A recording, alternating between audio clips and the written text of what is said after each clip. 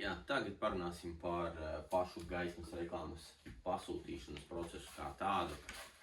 Ne tieši pa pašu pārdošanu, bet tad jau, kad ir ienācis e-pasts, iekšā no klienta ar kaut kādu vajadzību un tādā veidā. Pirmais, jā, tad mums ienāk cenu pieprasījums. Ja nepieciešams, mēs prasam precizējušos jautājumus, ja? Bet tikai tādā gadījumā, ja nepieciešams.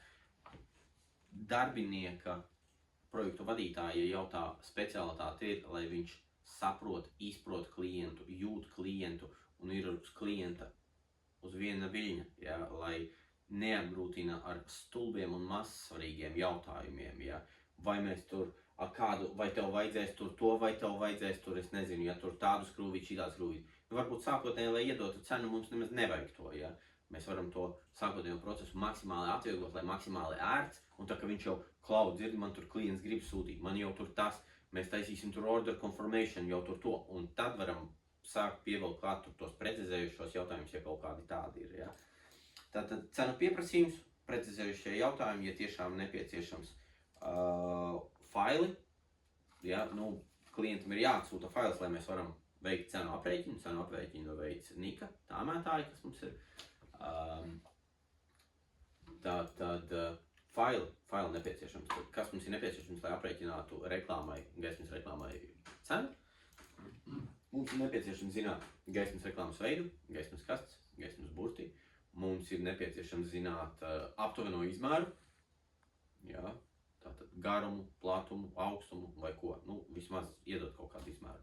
Tad gaismas reklāmas veidu, jā, L1, L4, P6, P3, tādā veidā.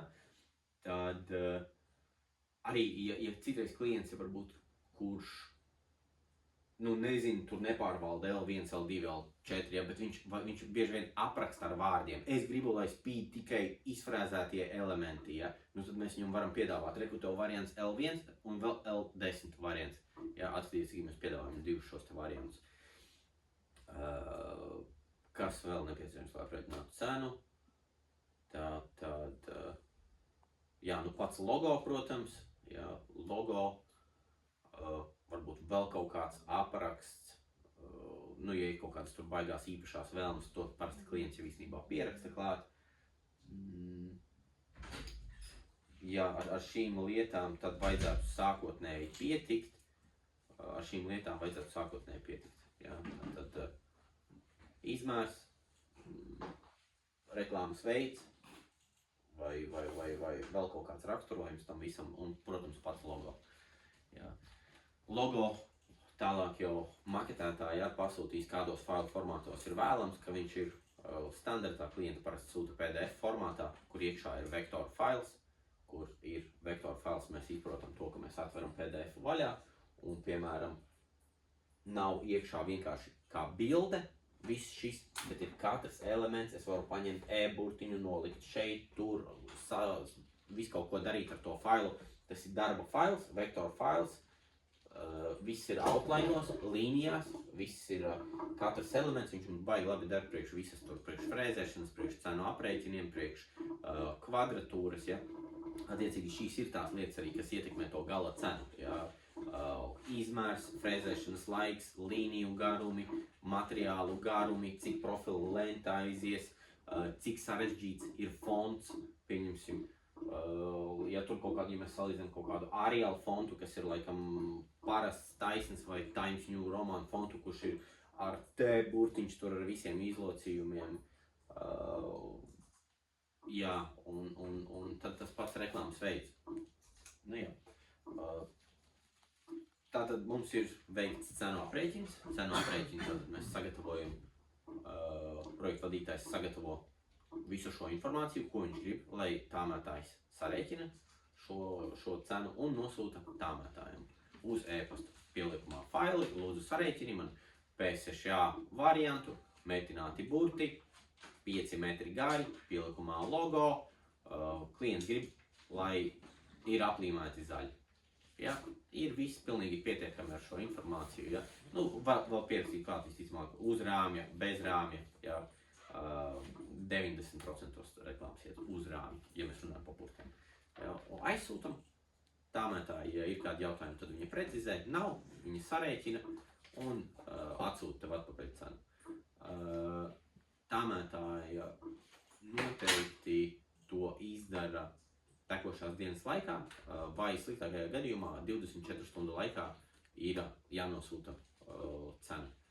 Tas ir projektu vadītājiem arī jāizdara, jo mēs cenšamies, kāpēc 24 stundu laikā, jo daudzi haltūrē, atsūta cenu pēc 2-3 dienām, nu nē, mums mūsdienās visu vajag tagad ātrāk, fiksāk, mums ir jābūt ātrākiem, veiklākiem, gudrākiem, reku cena, reku tas, jā, visu, viņiem ir, tiem gala klientiem ir jājūt to, ka mēs esam, ka šis mums ir standarts, mums augsta kvalitāte servisā, tas ir standarts, jā. Tālāk ir, jā, kvalitatīvu piedāvājumu noformēšana, nosūtīšana klientam, to mēs skatāmies, ir kaut kādi klienti, varētu būt daļa jauno klientu, varētu būt kaut kādi lielie klienti, lielie projekti, kur mēs to gala piedāvājumu noformējam, pieliekam klāt skīces, tur vēl visu kaut ko marketētāji uztaisa, arī tam ir sagatavs un tam līdzīgi. Ir kaut kādi standarta piedāvājumi, kur mēs vienkārši cenu varam atļauties uzrakstīt e-pastā, jā. Tātad, jā, it sevišķi jaunajiem klientiem, mēs, kad nosūtīsim cenu, viņš pieņemsim pazūd, pēc 5 dienām mēs viņam varam uzzvanīt. Sveiks, saņēmi manu cenu, ja, kā patika, nepatika, parunāties. Ja tu uzrakstīsi vienkārši e-pastu, 80% gadījumā parasti neatbild. Ja, ko mēs no tā secinām? Neko. Neko mēs no tā nevaram secināt. Ja. Tāpēc, jā, šis telefonu zvani, tas ir ļoti labi iespēja vienkārši pārliecināties, dzirdēt, ieklausīties klientā, kurā brīdī, kā viņš tur priecīgs, bēdīgs, elpo, noelšās, šitas jā, vai kaut ko, kā viņš reaģē uz to, ka tu tur pasaki viņam tos cenas un tās izslēdz. Jā.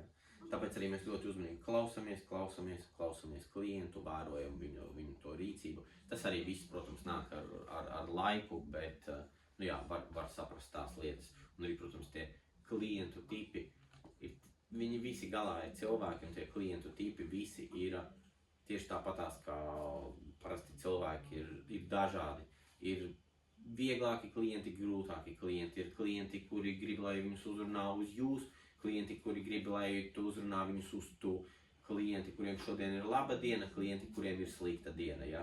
Klienti, kuriem ir besis un kuriem ir pilnīgi vienalga. Ja? Tāpēc jāmēģina atrast pēc iespējas ātrāk tā kopīgā valoda, izprast to klientu un tas kā, lai būtu šis te saucās komunikācijas spogulis, ja? Kad, ja pirmsim klients tev saka čau, ja? Nu, ja tu viņam pateiksi labdien, nu tāda uzreiz tas klients, kāds tev labdien, ja?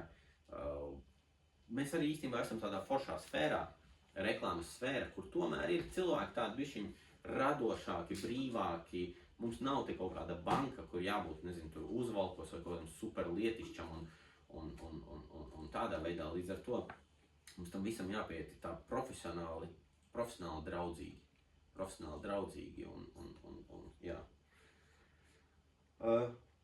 Nākamais, tātad arī, tad, kad klients ir padevis ziņu, nav padevis ziņu, skatāmies risinājums tālākai darbībai, jā, klients e-pastā uzraksta, super, viss patīk, davai taisam augšā, jā, kādi apmaksas nosacījumi standartā, mēs no jauniem klientiem būtu forši, ja mēs prasām tā kā 100% priekšmaksu, mēs vienkārši aizsūtam, jā, nu būs rēķins un tam līdzīgi. Aizsūtam 100% priekšmaksas rēķinu, ir daļa, kas samaksā, daļa pasaka, nē, pagaid priekšmaksas nemaksāšu. Mēs tad pasakām, nu labi, pirmais pasūtījums iedosim jums 50, jā, apmaks 50% tagad, 50%, kad saņemsiet, jā, vai ar kaut kādas dienas. Apmaksas nosacījumi, tas ir tas, par ko mēs varam vienoties vienmēr. Ja, man nevajag tur obligāti tagad, nezinu, tur primārais, kā saka, nav nauda, primārais ir, lai klientam patiktu mūsu produkts, viņš būtu apmierināts, viņš ir, kā saka, sagaidījis tās savas ekspektācijas, ja, lai viņš būtu, lai viņš būtu gatavs sūtīt nākamo sūtījumu.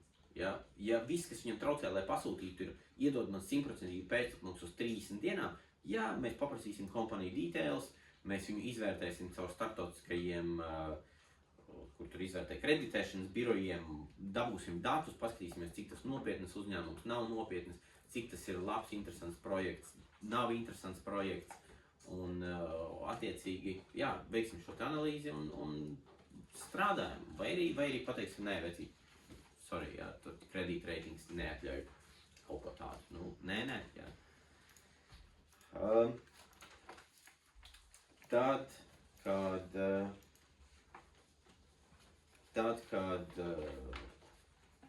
esam vienojušies, klients mums ir izrakstījis, mēs esam viņam izrakstījuši rēķinu, viņš ir samaksājis rēķinu par to, vai samaksāts vai nav samaksāts par to. Regulāri tiek, es dodu šo informāciju jums čatā, kas ko ir samaksājis vai nav samaksājis. Mēs sākam taisīt order confirmation. Citreiz, protams, order confirmation taisam mēs pirms tās rēķinājumus, jo klients grib saprast, kas tad būs tas, ko viņš pasūtīs. Tad mēs uztaisam order confirmation, kur iekšā ir viss tehniskais apraksts par burtiem, kas ko kā, kas viss ir skaidrs, labajā pusē ir vieta, kur viņam parakstīties, viņš var parakstīties. Pirmajā reizē ir obligāti jāparaksta šis order confirmations, jo parakstot order confirmation, klients piekrīt arī mūsu terms and conditions. To arī noteikti vajag izlasīt mājaslapā, jo tur ir sarakstīts visādas lietas, kas notiek kaut kādos gadījumos un kas notiek, tur nezinu, parasti tur problēma situācija, kas notiek un kā ir jārīkojās, ja viņam atnāk sadauzīta krava, vai pārvadātājs ir sasitis to kravu, tā mēdz gadīties kaut kādā vienā gadījumā no 200, vai arī, ja viņam atnāk prece, tur, pieņemsim, kaut kas viņam trūkst, vai viņam atnāk,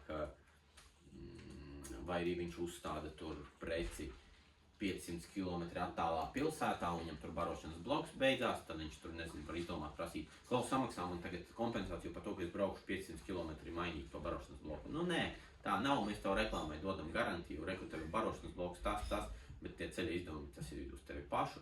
Un vēl visādas lietas, kas pie visādām kaut kādām nesaprašanām vai pie kaut kādām, nezinu, tur garantijas nosacījumi arī tur ir, kas uz ko attiecās un tāpēc, to ir vērtīgi izlasīt un padomāt līdzi. Tad, kad ir uztaisīts OC, klients mums ir apstiprinājis OC, ar OC mēs saprotam order confirmation, tad mēs tālāk taisam, ja mums šeit ir OC ar klientu, tad tālāk ir DU, darba uzdevums, kas iet uz ražošanu, kas iet uz Rembets ceha ražošanu. Tur ir visa tā pati informācija, varbūt kaut kas papildināts latviski ar kaut kādiem komentāriem no mūsu puses, vai tur īpašs uzsvars par kaut kādiem termiņiem vai par specifiskām lietām, ko klients ir teicis. Un tad aiziet tas darba uzdevums ražošanā, un tur jau maketētāji jau ir sasūtījuši visus failus, un viss ražošanas process tur ir sācies, un tad to tik ātri teorētiski būtu jābūt tā, ka principā, jo tas darba uzdevums tiek sūtīts tikai tad, kad ir apstiprināts OC, ka klients visu ir apstiprinājis, viss ir aizgājis. Teorētiski mēs būtu situācijas, kad, nezinu, nākamajā dienā jau viss ir izfrēzēts, jau metina kaut ko un jau tam līdzīgi. Tāpēc, ja klients pēkšņi izdomās, tad, nē, davai mainam kaut ko, tad, zini, stop, nopauzēsim, paskatīsimies sistēmā, kas kā mums viss ir, cik tālu tikts, reku jau materiāli iztērēt vai kaut kas tāds. Visa ražošana arī un tāmēšana balstās uz monitoru ražošanas vadības sistēmu. Attiecīgi tad mums ir šī sistēma, kas palīdz mums rēķināt cenas, kas palīdz mums plānot laikus, plānot noslodzi un tādā veidā un arī monitoru ERP ražošanas tajā sistēmā var sekot līdzi termiņiem, ievedot konkrētu projektu kodu un redzēt, kurā vietā viņš ir, un tad jau apmēram zinot tos procesus pēcāk, varēs apmēram saprast, uz kuru dienu viņš varētu būt gatavs. Tieši tajā pašā laikā ir plānošanas kalendārs, Google kalendārs, kur var redzēt, uz kuru datumu reklāmai vajadzētu būt gatavai. Jā, ir vēl materiālu atlikumu noliktava, arī Google Sheetos, kur visi var redzēt, kas materiāliem ir atlikuši. Tad, jā, tātad visa informācija maksimāli brīva pieejama, lai redzētu un veiksmīgi varētu saplānot, izdarīt to visu darbiņu. Viss ražošanas process beidzies, noslēdzies,